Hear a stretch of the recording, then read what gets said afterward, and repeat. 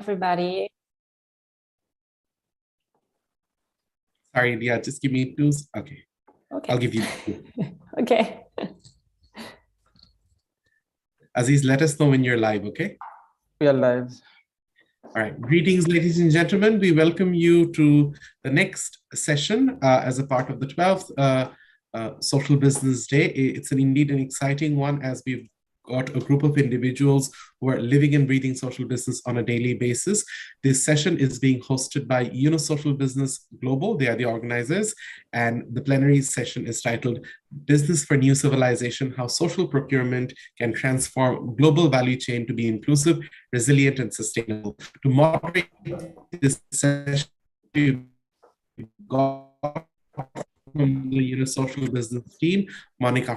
Monica, over to you with the session. Please introduce your speakers, and we'll assist you with timekeeping as well. Over to you. Thank you. Yeah, thank you very much, and welcome everybody. Good afternoon, good morning, good evening, wherever you might be joining us from. Super happy to be leading this session today on the topic of social procurement. So let me introduce the topic first, and then I'm going to introduce our speakers, and then we're going to have a lively discussion with them, and also going to include a few short questions from the audience. So I'm going to share my screen for the introduction. Are you all able to see that? Perfect. So my name is Monica, and I am the Managing Director Corporate for Social Business based in Berlin. What is social procurement? What are we talking about today? Social procurement is the practice of companies, and we're talking about corporations, multinationals here, to proactively buy from social businesses as suppliers in their value chain. This can be about raw materials, this can be about manufactured goods, and this can be about services. And this, of course, generates impact within the value chain that goes beyond governance, compliance, and risk mitigation in a very tangible manner. And we're going to hear about examples of that from our great panelists in just a few minutes.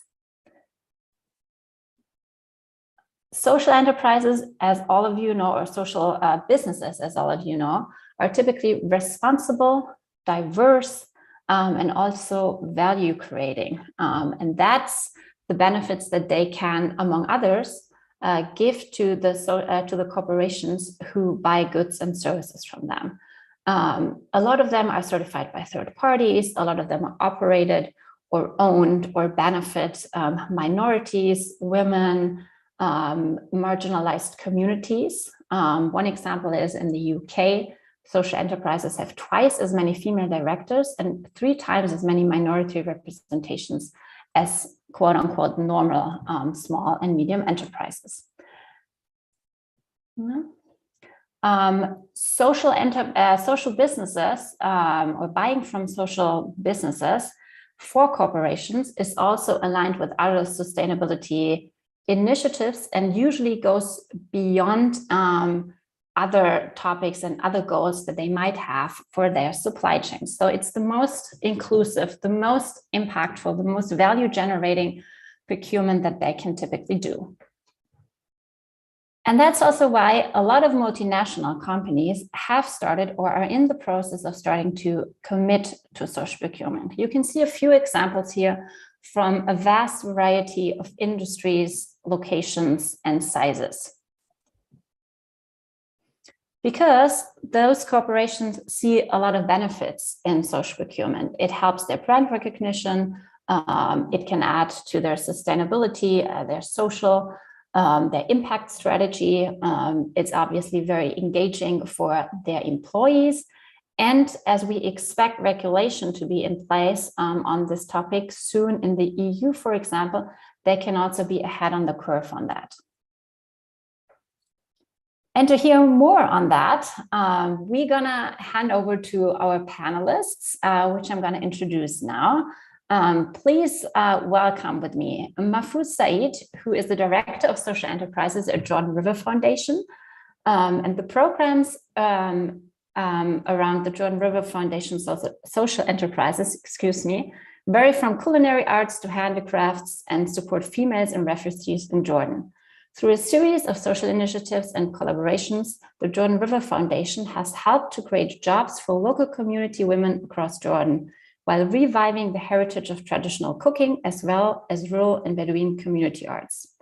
Jordan River Foundation and IKEA partnered to promote Jordan embroidery made by local women, which is a very specific example of social procurement. And we're going to hear a little bit more about that in just a minute. So Mahfouz, what is one highlight that you want to share with our audience? Hi, everyone. Actually, thank you, Monica, for this introduction. We are very proud at JRF. JRF is the Jordan River Foundation, which is a non-for-profit foundation chaired by Her Majesty Queen Rania Al Abdullah of Jordan, with the main purpose of women empowerment and child safety. What we have noticed over the past years is that with the very difficult economic situation in Jordan, the region, and the world, it's very difficult to only depend on donations for foundations or NGOs. We were working rigorously on trying to get the social enterprises up and running to be able to support the foundation in all the endeavors when it relates to women empowerment and child safety. And we were very happy to have several social enterprises under the team. One of them is a production kitchen, the other is a restaurant, the third one is all the artisan and handicrafts, and finally our biggest social enterprises, which is our collaboration and partnership with IKEA, whereby Jordan River Foundation is a global supplier of cushions and throws and table mats for IKEA, which we proudly say that these are produced in Jordan by Jordanian women and refugees at the same time. Thank you very much. We also have Kieran Nicholas Smith on our panel, who is the co-founder and CEO of Mr. Green Africa. Welcome. Mr. Green Africa is the first recycling company that realizes a long-term and sustainable economic impact through the collection, conversion, and selling of post-consumer plastic waste. So they work with the local waste picker community and turn what they collect into raw material for corporations who use plastic in their value chain. Their technology drives plastic collection models, enables the waste collection at the source, integrating informal waste workers, micro-entrepreneurs, and consumers into the formal value chain. They provide their stakeholders the chance to earn a fair, predictable, and transparent income that comes with more benefits. Kieran, can you share one highlight of social procurement with us, please? Thank you, Monica, for the introduction, and thanks for having me here. Monica, you should start pitching for Mr. Green Africa. I'll invite you for other pitches in the future. We'd be happy to do so.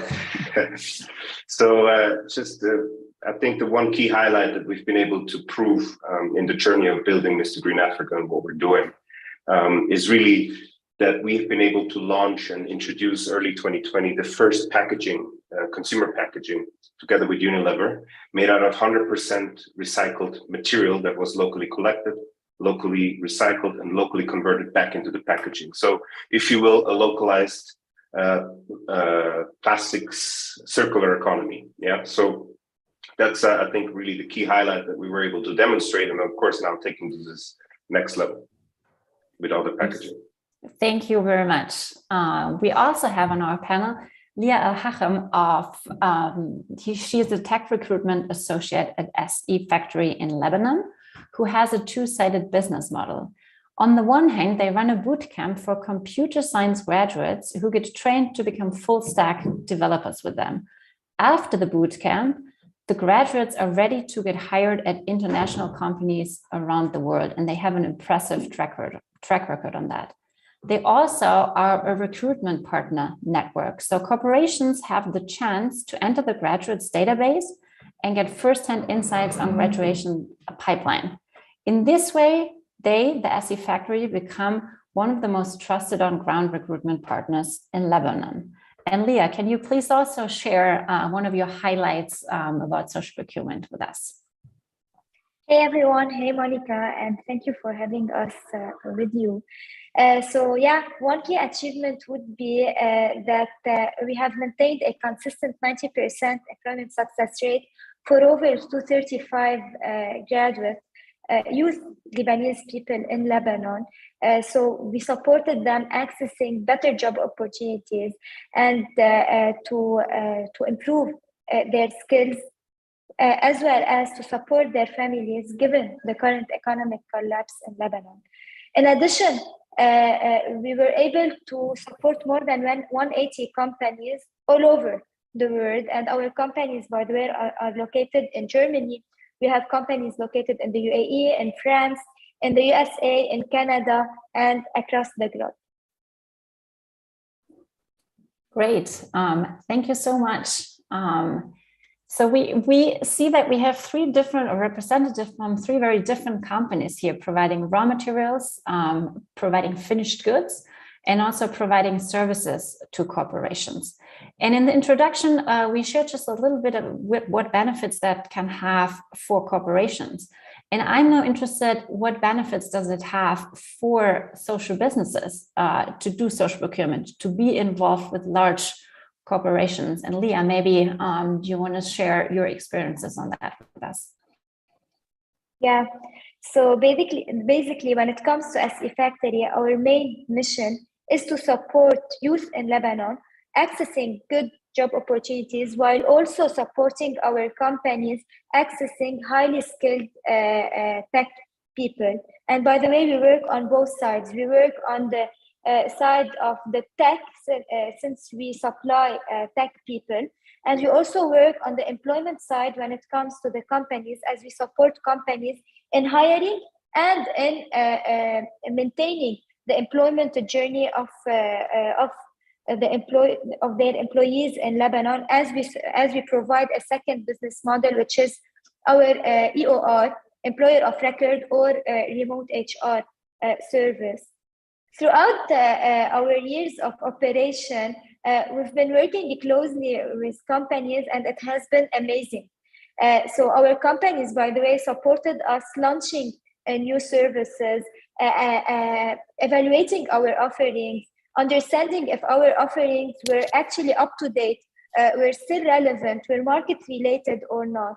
So we still remember one time one company came to SE Factory saying that, okay, I want to hire from your talent pool, but please allow me also, please support me also to maintain and to sustain this talent in Lebanon.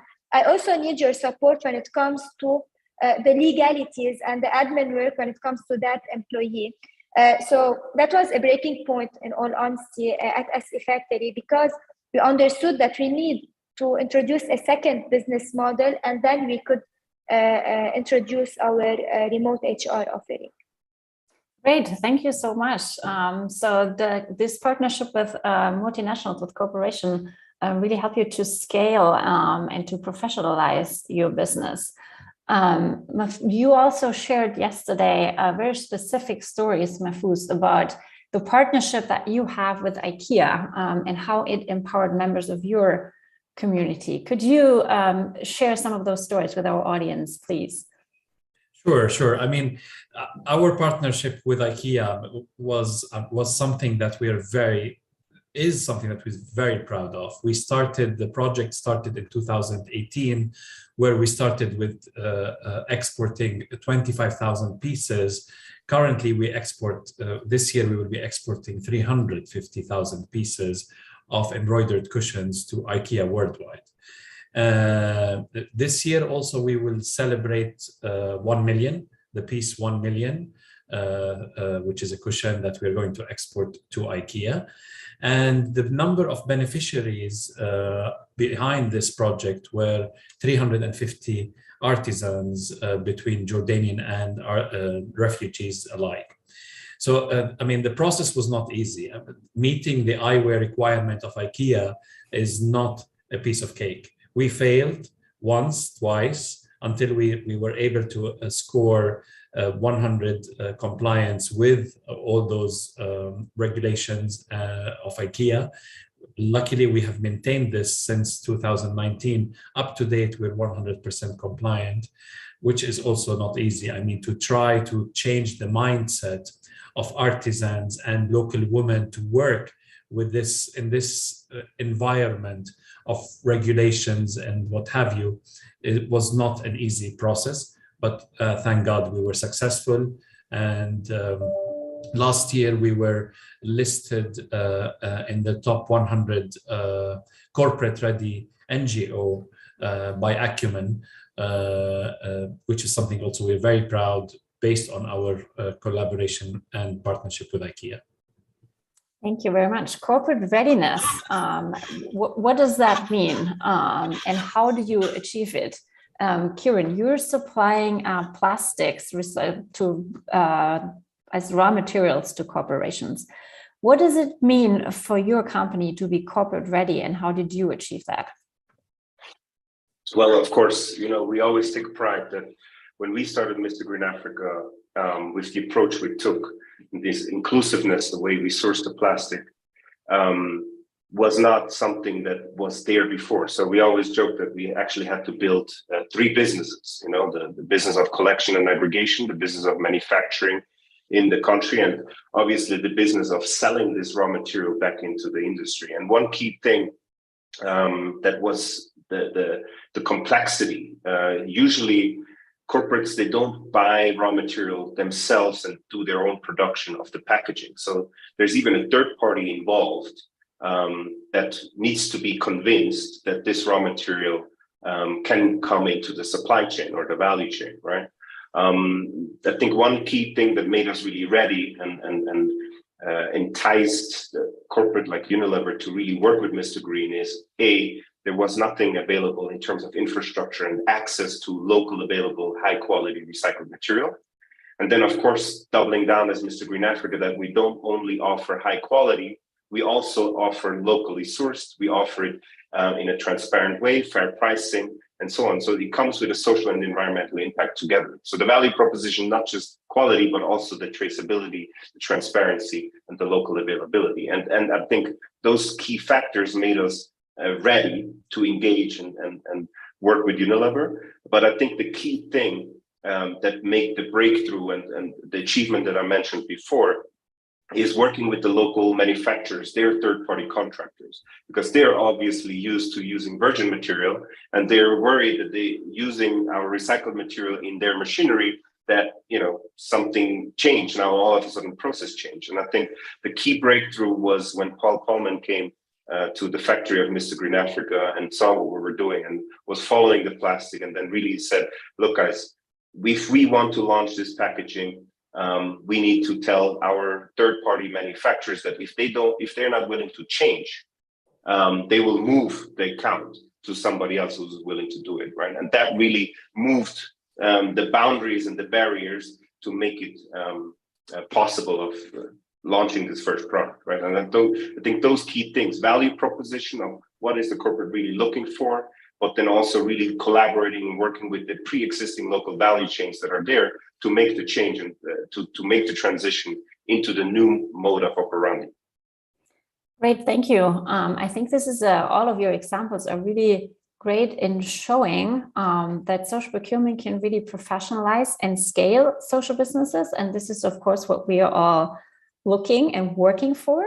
But at the same time, it can also have this transformative aspect for the corporations who work with you as the social businesses, because they are really involved in creating that social and environmental impact. And it's not just something that's somewhere down the value chain, but they really work with you as the entrepreneurs and with your teams on the ground. And it takes a network to do that, as you just really beautifully described.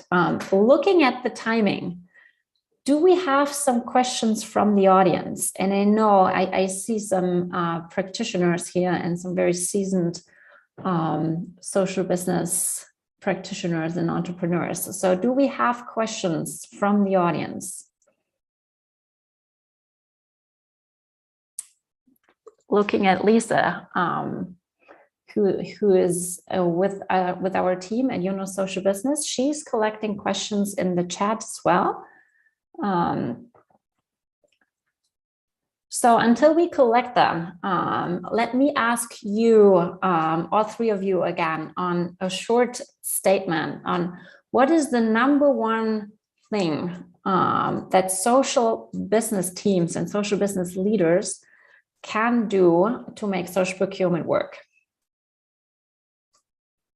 Leah, you want to start? Yeah, is to offer consistency for the clients and for the companies. So whenever you give tailored recommendation and a consistent quality over the years, while working really closely with each partner, you will help the company itself succeed and improve, while also supporting the partners retaining and coming back and being a recurrent client over the years. Mahfouz, what's your take on that? Well, I would always, encourage businesses to really work with a social enterprise. It is business as usual. I mean, we won't be exporting to IKEA if they were not happy with what we are offering, whether in terms of quality or services or shipping on time or what have you. It is a regular business, but with a cherry on top. And the cherry being the social part that you really see and feel when you deal with those community workers who are ready to scale up, to do whatever they could do to deliver the right product in the right place and at the right time. Thank you. I think this is such an important point, and you said it beautifully. This is business as usual. You supply goods, services that are in demand from the corporates, and you do it at a very comparable price and with high quality. They incorporate it into their value chain. They sell it to their customers, or they include it in their own procurement. So this is not a nice to have. This is not philanthropy, but this is really key to what the corporations need. And on top of that, you are also impact first businesses who create that impact on the ground with your communities. And now I see we do actually have a question for Kieran, which comes from Uka Jimekwata, and I'm sorry if I mispronounced your name, she's reading it here from the chat, who wants to know how you manage the issue of scale of economy. So how did you deal with the obstacle of the size of market? The assumption here is, oh, is this actually to Kieran? Because it's about Jordan now, assuming that Jordan doesn't have too big of a market when it comes to plastic recycling. So it's about plastics recycling, and I think the location was just a bit confused here. So I think I'm sorry for the confusion as I'm reading the question. It is indeed a question to you, Kieran, of how it's about how did you enter that market and how did you scale it as a social business? Yeah, and I'm adding, how did social procurement help you in doing that? Definitely. I mean, let me start with the second question. So how does social procurement help me is a differentiating factor in the value proposition, as I mentioned before, quality plus traceability and social and environmental value that we create. But in terms of market sizing, I think we've seen it over the past 5 years where there have been huge commitments by big corporations, brand owners, to use recycled material or more sustainable plastics, different types of materials in their packaging. And when we just focus on using recycled material or recycled plastic content in packaging, we have commitments between 25-30% by end of 2025, right? That's around the corner. And what you see is the challenge, if you look at the global market, in adding Europe, America, etc., we're talking of a massive market of just assuming that 25% recycled content of the footprint of just corporates or brand owners wanting to use it. And in our assessment, when we look at just the global south, we're talking of around a $10 billion market every year of a need of recycled content in packaging for the global south. Yeah. And that's a massive, massive market. So even though looking at individual markets like Kenya, East Africa, South Africa, etc., these markets are still big enough and not as big. But even if you get to that scale where you exceed the local market demand in a specific country based on these commitments, of course, you can supply into other plastic chains, number one. And number two, if you fail to do that, you can go into export market. So our issue as Mr. Green Africa is actually not selling the plastic. Our issue is more focused, how do we get it in a fair, traceable, transparent way from the communities and stop the leakage into the environment. Perfect. Thank you so much. As we already approaching the end of this session, I wanna before we leave this room, I wanna of course thank all of you for your participation.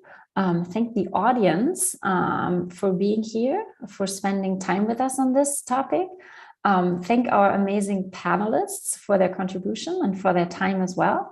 And as a closing statement, I want to ask each of you, what's the central aspect how social procurement contributes to business for a new civilization? What's the transformative aspect in social procurement? Kieran, you want to start with the closing round? Sure. I think the key aspect here is, or in my view, is transparency, full transparency, open books, how things are being done. And even if they're not perfect, as a social business, if you create full transparency of where material is coming from, which communities it's coming from, how these communities have been paid, how they're being integrated, and the value shared with the communities, I think that transparency aspect is number one. And obviously, in a short-term perspective, turning this transparency into an asset as a communication tool to the ultimate consumer to make decisions when buying products will lead to making social procurement the norm. Because eventually, where we want to be is that if somebody or any value chain doesn't have transparency and no inclusiveness, it's already frowned upon. That's where we want to be. And I think the transition in order to get there is the transparency aspect.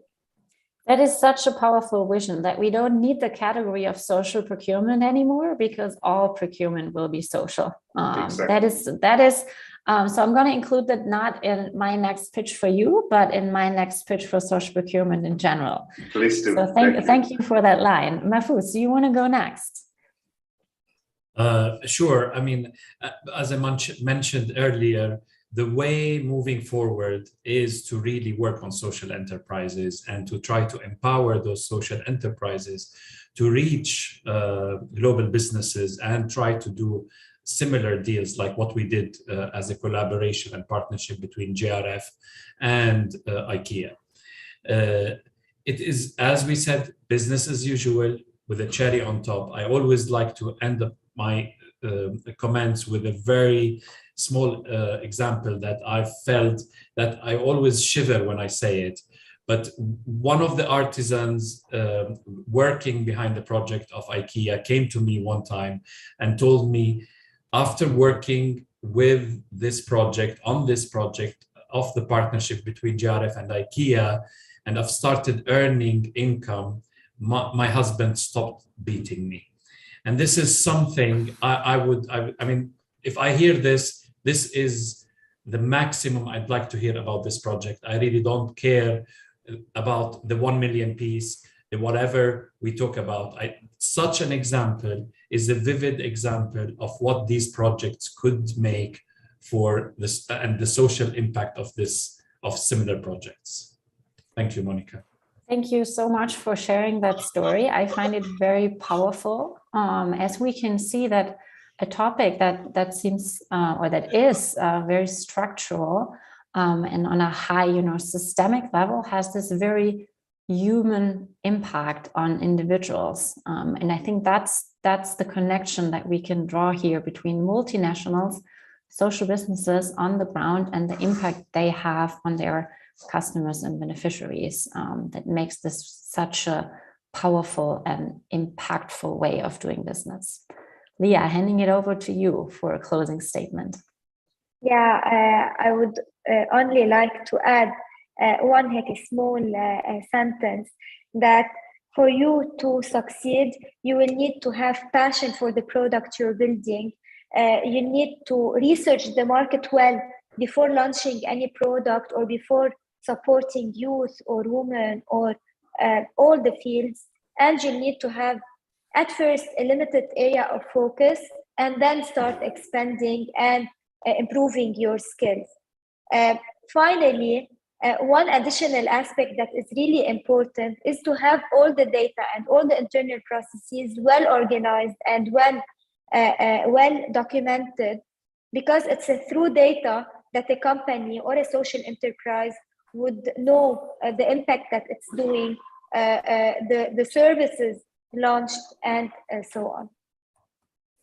Well, thank you so much. I think that was a bit of a pitch to aspiring social business entrepreneurs and founders in our audience who might be in the process of starting or scaling their business, their social business. So if anyone listening to that, the time is now.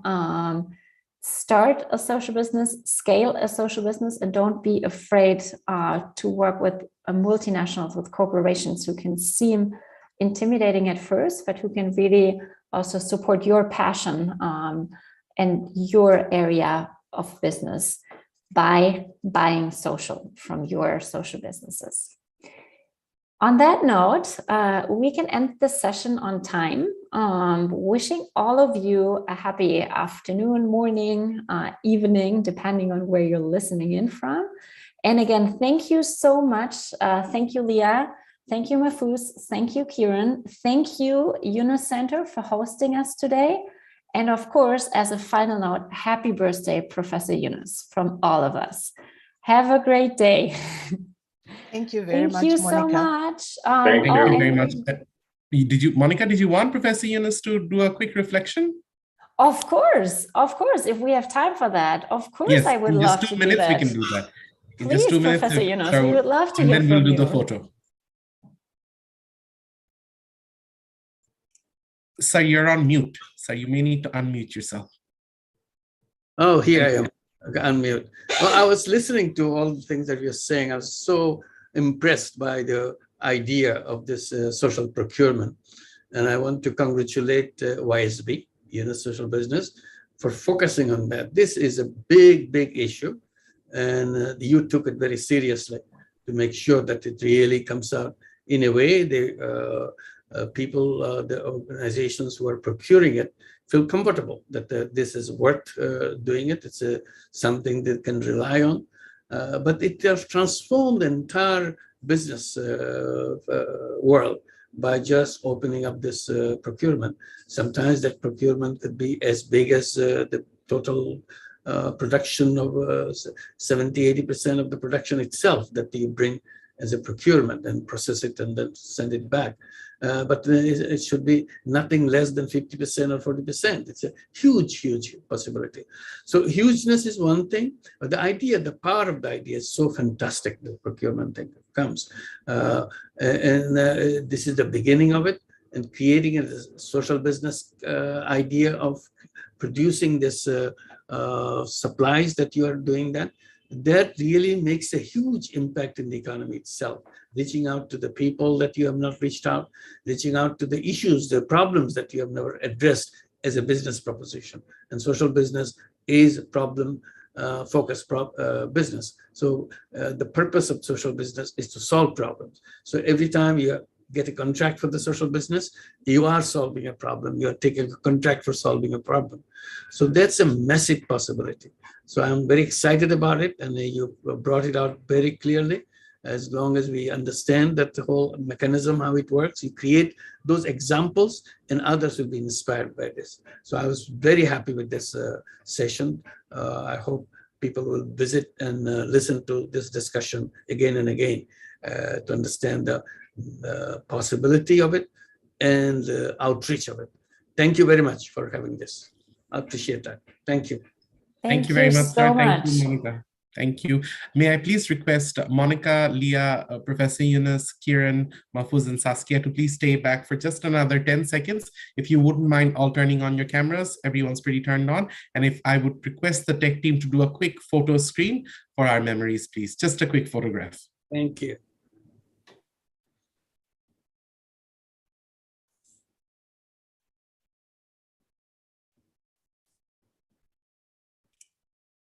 Perfect. Thank you, Aziz. Was that all right? Yeah, thank you, sir. Thank you very much. Thank you. Thank you, Monica. Thank you, Saskia, and the whole team for hosting, as Professor Yunus said, a very, very crucial and critical discussion that we all have in order. We congratulate all the speakers. Thank you for bringing it to the limelight. I'm sure a lot of people will use this as a key resource going forward. With that, we close this particular plenary session. We then move on to the next one, which is glimpses of social business, the second part of it, which will be moderated by Ozair Ahmed from YY Ventures. That starts in approximately 9 minutes. We request all the audiences to please go back to the lobby and join this, and we'll see you there shortly. See you in about 9 minutes for the next session, which is Glimpses of Social Business Part 2. Thank you, everyone. Thank you. Goodbye.